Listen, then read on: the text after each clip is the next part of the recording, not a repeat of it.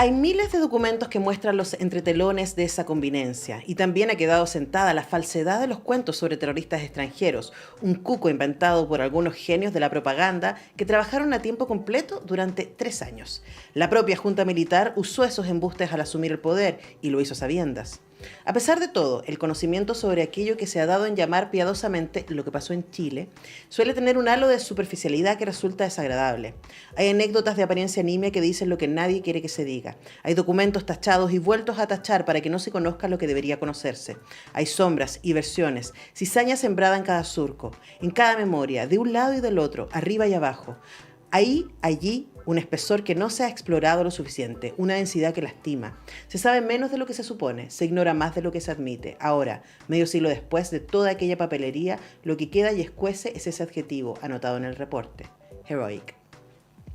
Eso es parte de este libro, Nosotros los Vencidos, y que va después de una conversación entre un militar chileno y un representante de la Embajada de Estados Unidos. Ese es el contexto y por eso el informe sobre esta conversación termina diciendo, ¿cierto?, que es heroico esta actitud que están tomando los militares chilenos. Ese es el contexto en que se da esta historia que está en el libro Nosotros los Vencidos de Fernando Butazzoni, destacado escritor, periodista, guionista de cine, autor de El Tigre y la Nieve, Las cenizas del cóndor, una historia americana y Los que nunca olvidarán, entre otros. Varios de esos textos y otros han sido llevados también al cine y tenemos el tremendo privilegio de tener a Fernando Butazzoni esta mañana con nosotros acá en el estudio. ¿Cómo estás, Fernando? Muy bien, muchas gracias por la invitación y encantado de estar aquí. Bueno, a nosotros muy entusiasmados de poder conversar contigo respecto a este trabajo, esta novela que salió el año pasado, también parte como de las conmemoraciones de los 50 años y que nos ayudan a tener una mirada más respecto a lo complejo que fue la experiencia del golpe militar. En este caso está protagonizado por 7 uruguayos muy jóvenes, el mayor de ellos tenía 24, el menor 18, o sea, es como gente muy, muy joven, que en el entusiasmo de la posibilidad de que en Chile efectivamente hubiera una transformación social profunda, quisieron venir y participar de eso, y estando acá los pilla, por supuesto, el golpe militar, y lo que acompañamos es todo lo que va a significar la escapada de ellos. Algunos lo logran, otros no. Y también lo que hace Fernando en este libro es la reconstrucción de todo el proceso judicial en el que fueron enjuiciados los militares que participaron en este caso y lo que luego se fue sabiendo. Y lo primero que te quiero preguntar al respecto, puesto todo el contexto para que nadie se nos pierda, quienes nos están escuchando, es respecto a la investigación que está detrás de este libro, porque es un libro grueso, de más de 400 páginas y tiene muchísimo, muchísimo dato. Sí,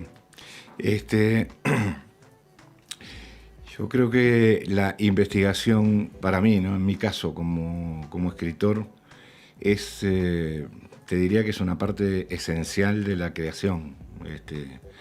Hay un crítico que dice que yo hago periodismo desde la literatura. Y en este caso más que nunca, porque era muy importante que la información que yo manejaba o que yo pudiera manejar fuera una información no solo verosímil, que es lo que se le pide en general a las novelas, sino una información verdadera y verificable. 2 requisitos muy importantes.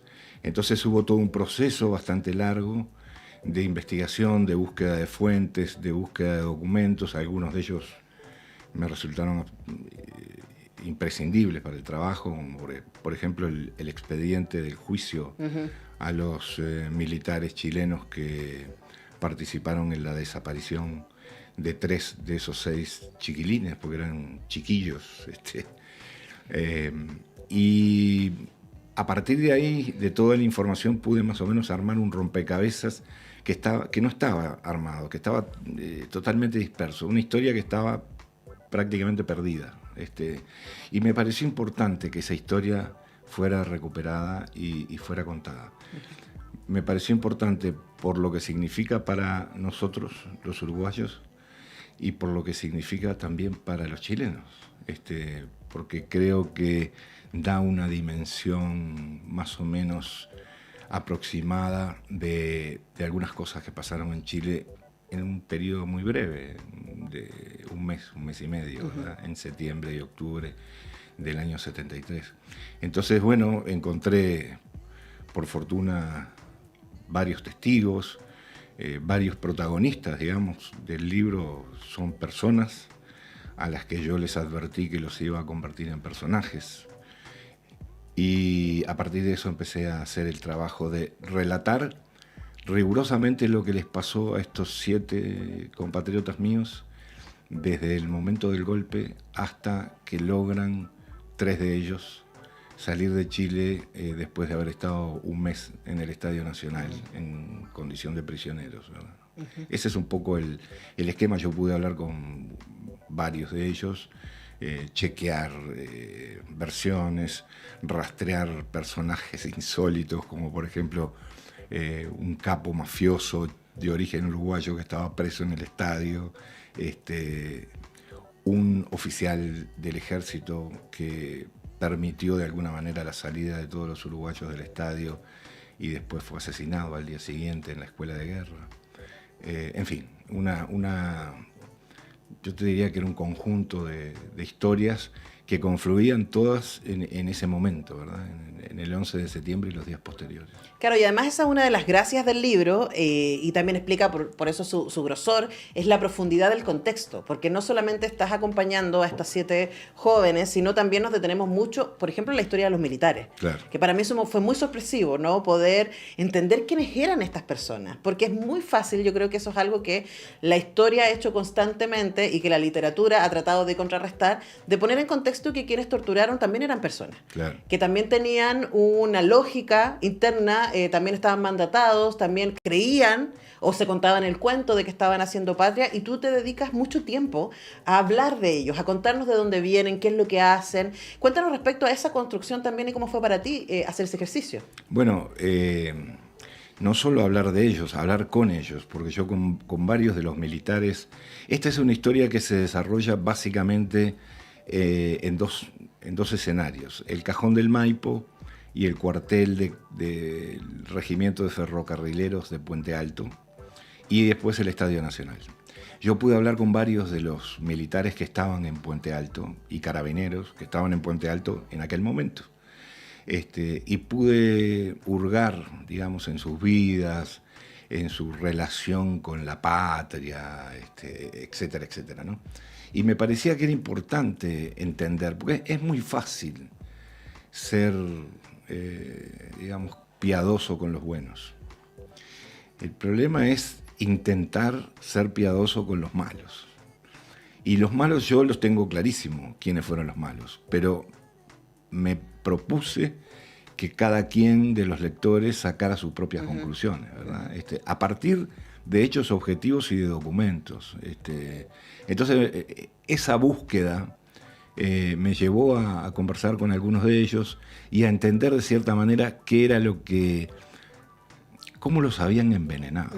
Esa es la verdad, ¿no? Cómo habían envenenado, cómo les habían hecho la cabeza, le habían hablado al oído durante años, hablándole de los guerrilleros que poblaban las montañas, que estaban listos para asaltar Santiago, para provocar una carnicería, que tenían miles de armas, que tenían asesores vietnamitas. Todo mentira, era todo falso. Pero ellos se los creyeron. No estoy hablando de los jefes militares, estoy hablando de los oficiales que tenían rango medio, digamos, que es el caso del principal protagonista militar de esta historia, que es el coronel Mateo Durruti, un hombre que vivía en Puente Alto, que tenía un cuartel, digamos, estaba al mando de un cuartel allí, que tenía una mentalidad bastante simple y estaba convencido de que las montañas que rodeaban el cuartel estaban infectadas de guerrilleros extranjeros, cosa que era totalmente falsa, como se demostró después. Pero esa voluntad de creer me pareció que era importante reflejarla también, ¿no? Absolutamente, y por eso escogí también ese párrafo para partir, sí, ¿no? Porque ese es el detonante, o sea, como en el contexto de la Guerra Fría y en el contexto de la intervención estadounidense, hay primero una intervención comunicacional que tiene que ver con la construcción de un imaginario. Claro. Y por eso ellos de manera tan firme pueden decirnos, si nosotros estamos salvando a la patria, ¿cierto? De estos comunistas radicales que tienen armados, ¿cierto? Y que quieren cortarle la cabeza a toda nuestra familia. Y tú te dedicas mucho tiempo a hablar de la construcción de eso y además aparecen cosas que a mí me sorprendieron mucho en el libro, como que en los primeros años está todo escrito, porque como están ellos sienten, los militares, que están tan desde el lado de la ley y están tan haciendo lo correcto, hay muchísimos documentos que explican, por ejemplo, en este caso, en la búsqueda de este grupo de uruguayos en el Cajón del Maipo, eso está escrito y a uno de ellos le dieron un premio, ¿cierto? Sí, una felicitación. Un reconocimiento por haber participado de esto, y eso está, Sí. existe el documento. Bueno, es curioso porque en el caso ese concreto, se trataba de un teniente, el teniente Montero, que después llegó a ser brigadier del ejército, después, al final de su carrera, que él, cuando va a juicio, niega totalmente haber participado en eso.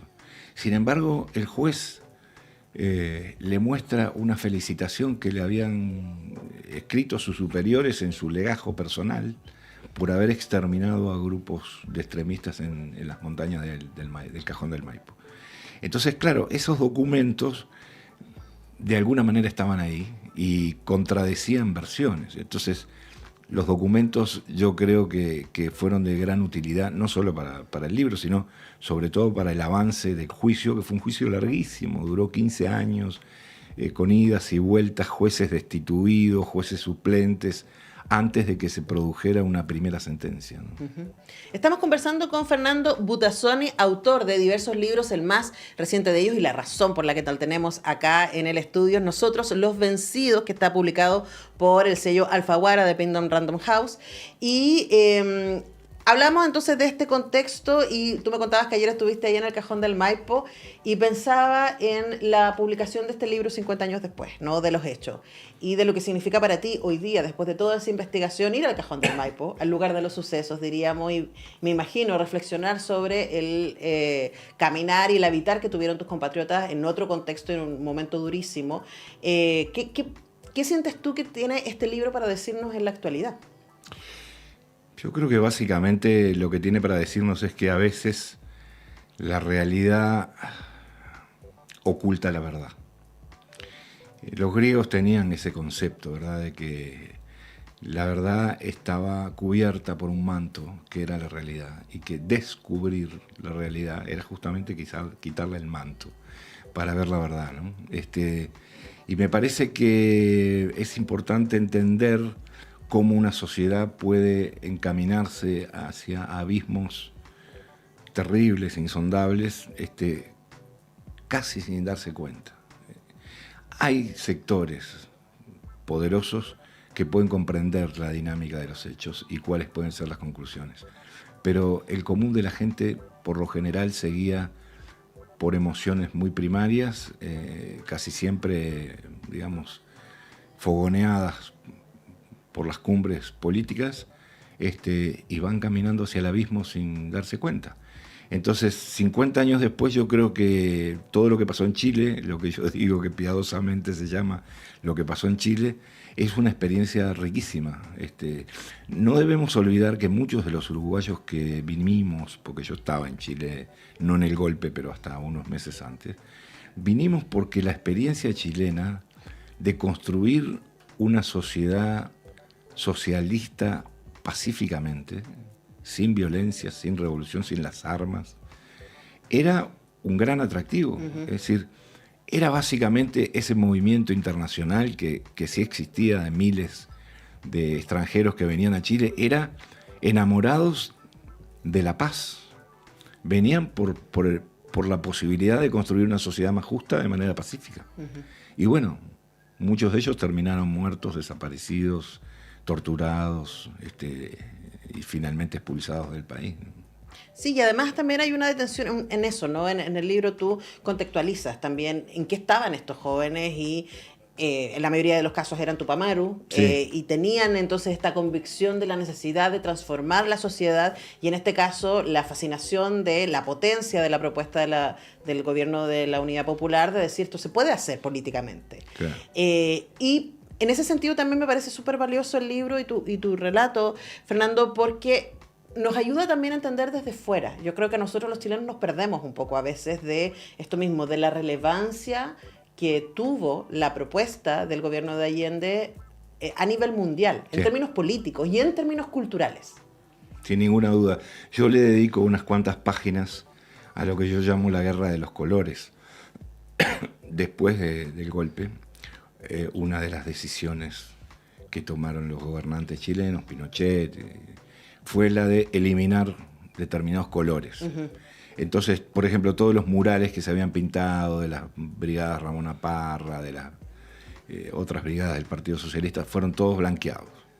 Había Incluso obras de Mata, por ejemplo, por ejemplo, sí, un mural enorme que estaba en Quinta Normal, creo. en La Granja. Ahí está. Y incluso en el edificio de la UNTA había una gigantesca obra abstracta de metal, que era parte del sistema de refrigeración del edificio. Estaba pintada de rojo. No lo podían sacar porque destruían todo el sistema. Entonces, ¿qué hicieron los militares? Lo pintaron de verde.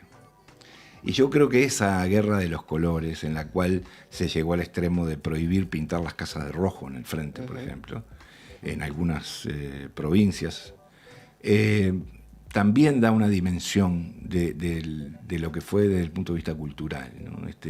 En la papelera de Puente Alto recibieron miles y miles y miles de toneladas de libros. De la editorial Quimantú, de los depósitos, se llevaron 5 millones de libros. Eso fue todo para hacer pulpa de papel. Libros al montón, digamos. No es que hubiera una selección o un comité de censura. No, si fueron hechos por Quimantú, que pasó también Claro. algo parecido con el cine también. Claro. La intervención en Chile Films y desaparecer también mucho material muy importante. Que de hecho, y hacia ahí quiero ir para terminar, Fernando. En los últimos días en Chile se ha estado como reinstalando una idea que a mí me parece central, que tiene que ver con la batalla cultural. Sí. Y yo creo que vivimos en un momento de batalla cultural. O sea, lo que está pasando en Argentina, lo que está pasando en Estados Unidos en este momento, en distintos países de Europa, en lo que nos enfrenta básicamente tiene que ver con ideologías, ¿no? Y con lo que entendemos que es valioso para la construcción de una sociedad. Y desde ahí te pregunto, para cerrar, tu trabajo, desde la memoria, desde el periodismo, desde la investigación y desde la literatura, ¿cómo puede aportar a darnos herramientas para esta batalla cultural, sientes tú? Yo no sé si puedo aportar algo, pero básicamente creo que contar historias que no se habían contado, que se habían contado mal o que se habían deformado, contribuye a poner arriba de la mesa algunos temas, ¿no? Entonces, es cierto que hay una batalla cultural, pero es una batalla cultural que viene desde hace muchos años. Ahora está en un momento más álgido, pero el individualismo extremo, la obsesión por el celular, por ejemplo, voy a poner un ejemplo muy simple. Yo he visto en Montevideo, he visto acá, he visto en distintas partes del mundo parejas sentadas en un restaurante, cada uno con su celular. Me pregunto si están chateando entre ellos. Todo eso lleva al individualismo más extremo, al encerrarse, al concepto de búnker. Yo y mi familia, mi mujer y mis hijos, y el resto del mundo, que sea lo que sea. Hace 2 o 3 días le dieron una especie de Nobel de la arquitectura a un arquitecto japonés de origen chino, el arquitecto Yamamoto, que lo que hizo básicamente él en toda su vida fue integrar la vida personal en las viviendas con la vida comunitaria en el barrio. Y me parece que es una señal. Si nosotros nos encerramos en nosotros mismos, perdemos. Si nos integramos con la sociedad, con el barrio, con los vecinos, si somos seres sociales, ganamos.